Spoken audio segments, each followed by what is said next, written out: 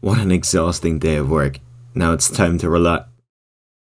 Rent due? I was saving this for emergencies, but I guess it's better I release it now. So, Spectacular Spider-Man. It feels like it's become such a done-to-death topic at this point. Everyone and their dog has said how great this show is. They hail it as the best Spider-Man show out there, and I think that's deserved. But I want to structure this video a bit differently. Instead, I want to talk about why I love this iteration of Spider-Man. To give a brief history lesson on the show, it was an animated TV series created by Greg Weisman and Victor Cook. It released on March 8th, 2008, and it took elements from both the Ultimate Spider-Man comics and the Sam Raimi Spider-Man films. The show ran for 2 great seasons before it ended on a cliffhanger on November 19th, 2009. While 5 seasons consisting of 65 episodes were initially intended for the series was cancelled before production on season 3 could begin. This was due to legal issues between Disney and Sony after Disney bought the rights to make any Spider-Man media under 45 minutes. Since then, fans have been pleading for the series to return with a 3rd season, but so far it looks likely that a season 3 will never happen. However, the character is returning in Spider-Man Across the Spider-Verse, so you never know.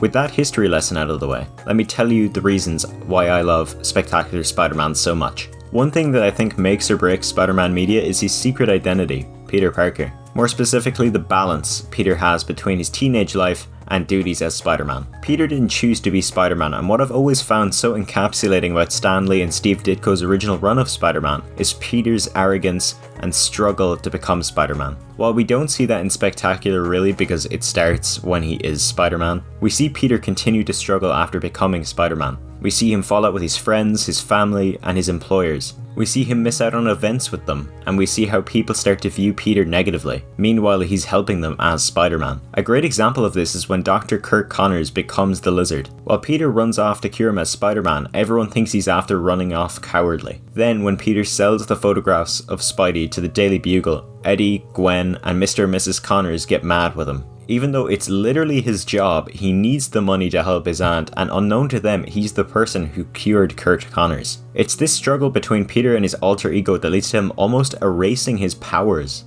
until he sees a picture of Uncle Ben and decides against it. It's this aspect of the show that I love so much. This struggle of identity kept me interested, unlike a lot of other pieces of Spider-Man media. Another thing I think makes or breaks a Spidey show is its choice of characters. And while I love to see a return of mainstay characters like Gwen Stacy, Harry Osborn, Flash Thompson, Aunt May, MJ, etc., I also love how they changed some of the characters. One of the ways they did this is by fleshing out the side characters more. Gwen and MJ aren't just love interests for Peter, they've got their own personalities. Even Flash Thompson becomes more likeable and well-rounded by the end of the series. The main example of changing characters though is Eddie Brock. Eddie originally was just some asshole photographer Peter had a rivalry with at the Daily Bugle. Eddie becoming Venom when he didn't have that strong of a connection to Peter was just missed potential. So when they made Eddie Peter's close friend in Spectacular, the eventual transformation into one of Spider-Man's greatest enemies was heart-wrenching. Speaking of villains, Spectacular Spider-Man has quite a nice selection of them.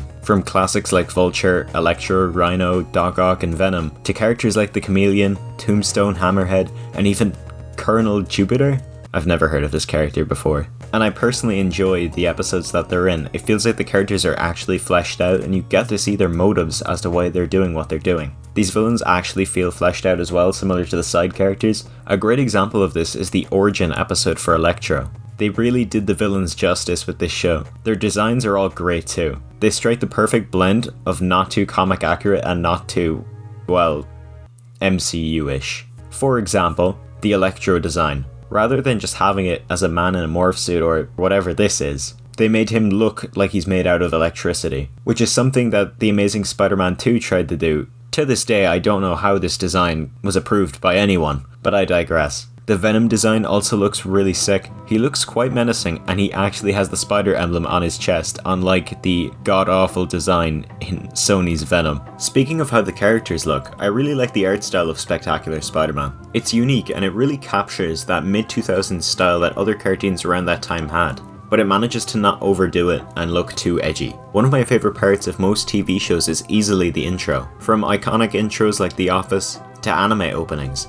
I love them a lot, and as expected, Spectacular does not disappoint. The opening theme was created by the Tinderbox and boy does it slap. I'd be sitting on the bus on my way to college and I'd throw on the cans and blast this song through them. It's so upbeat and fits the character of Spider-Man really well, and that's not mentioning how catchy it is. Finally, I love Spectacular Spider-Man so much because of my personal connection to it. When I was a child, I had all the episodes of the show on a memory stick. I'd watch them on my DVD player and my little 4x3 box TV while cozied up in bed. A good few of the episodes were out of order too, so I watched some, if not all of the series, in a random order. Didn't stop me from really enjoying it though, and since then, I've had a strong connection to both Spider-Man and the show. It's a nostalgic show for me, and I really do hope it gets a new lease on life on Disney+. And maybe we'll get a third season. Who knows? Only time will tell. Anyways, thank you all for watching this video. Check out my other socials along with my podcast, What's the Buzz. I hope you all enjoyed this video, and have yourselves a good one.